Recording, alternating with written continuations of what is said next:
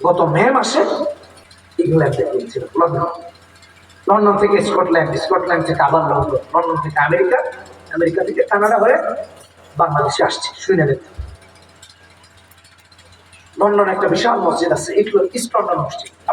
East London মসজিদে গিয়ে দেখি আল্লাহু আকবার, আজান হচ্ছে মাইকে। কোথায়? বলেন না কোথায় আজান, কোথায় হচ্ছে? দেশে আজান হয় মাইকে, আর 90% মুসলমানের দেশের বিশ্ববিদ্যালয়ে আজান মাইকে দেওয়া বন্ধ করা। গত রমজান মাস ঢাকা বিশ্ববিদ্যালয়, দেশের সর্বোচ্চ বিদ্যালয়, আমার বাসার পাশে থাকা বিশ্ববিদ্যালয়, ঢাকা বিশ্ববিদ্যালয়ে রমজান মাসে কোরআন তেলাওয়াতের প্রোগ্রামে আক্রমণ করা হয়েছে। কোরআন তেলাওয়াতের প্রোগ্রাম, কারি সাহেবকে রক্তাক্ত করা হয়েছে। এই প্রজন্ম কারা তৈরি করে? এই প্রজন্ম কাদের আন্ডারে বেড়ে উঠতেছিল? এই প্রজন্ম কাদের আন্ডারে বেড়ে হচ্ছিল?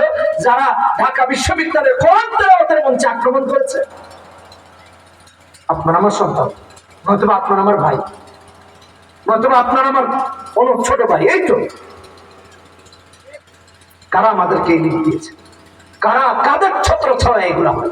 শুধু তাই না, আপনি ঢাকা বিশ্ববিদ্যালয়ের বহু ছেলেদেরকে জঙ্গি আখ্যায়িত করা হয়েছে। কেন জানেন? শুধু নামাজ পড়ার অভাব। নামাজই কেন? চলে আমার কথাটা অনেক গভীর। যেভাবে একটা জেনারেশন কোরআন বিরোধী তৈরি হচ্ছে, এরকম হতে থাকলে সামনে আর ইসলাম প্রতিষ্ঠা করা সম্ভব হবে না।